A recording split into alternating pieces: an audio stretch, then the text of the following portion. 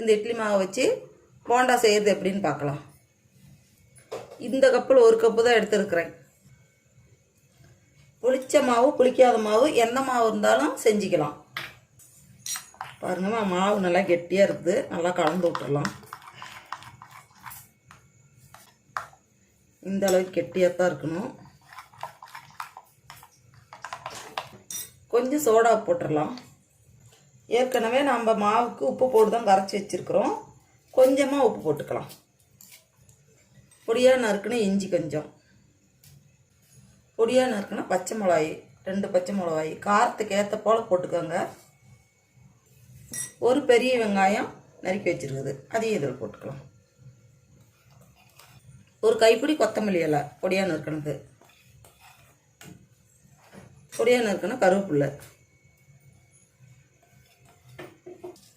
1/2 spoon ஜீரகம், கொஞ்சமாக மிளகு. ஜீரணம் நல்லா ஆயிரும், அதனால தான் மிளகு போட்டுருக்கு. கொஞ்சம் பெருங்காயத்தூள் போட்டுக்கலாம். 2 ஸ்பூன் அரிசி மாவு போட்டுக்கலாம். எல்லாம் நல்லா கலந்து விட்டுறலாம்.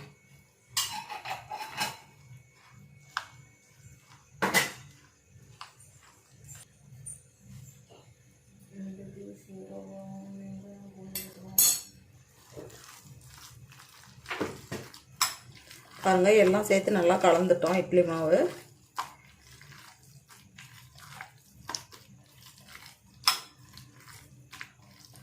இப்போ நம்ம போண்டா போடலாம்.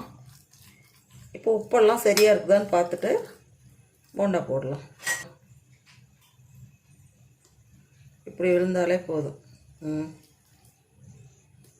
இப்படி விழுவும்.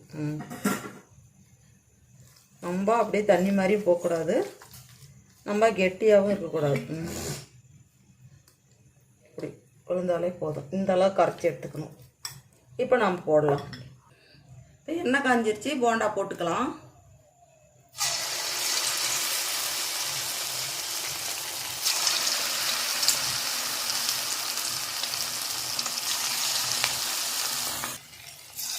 நம்ம வீட்டில் இட்லி மாவு இருந்தால் போதும், மாவு இருக்கணுங்கிறதே இல்லை. இதுலேயே போண்டா சுட்டு எடுத்துக்கலாம்.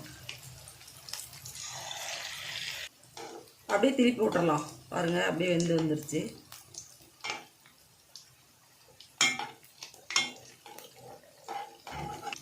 பார்த்தீங்கன்னா போண்டா மாவில் போட்ட போல இருக்குது. பாருங்கள், வெந்துருச்சு. 1 கப்பு இட்லி மாவு இருந்தால் போதும், நம்ம போண்டா ரெடி ஆயிடுச்சு. டக்குன்னு ரெடி ஆயிரும் ஒரு 10 நிமிஷத்தில். பாருங்கள், 1 கப்பு இட்லி மாவு இருந்தால் போதும், நம்ம வீட்லேயே போண்டா செஞ்சு முடிச்சிடலாம். கடைக்கெல்லாம் போய் வாங்க தேவையில்லை. நல்லா பாருங்கதா எவ்வளோ மொறுன்னு இருக்குதுன்னு.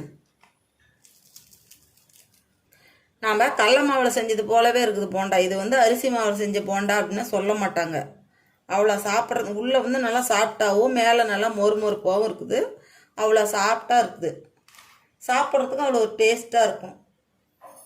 இதுக்கு குருமா வச்சுருக்கிறோம் சைடிஷு, இதில் தொட்டு இப்படி சாப்பிட்லாம். சூப்பராக இருக்கும். இப்படி இது போல் நீங்கள் ஒரு முறை செஞ்சு பாருங்கள்.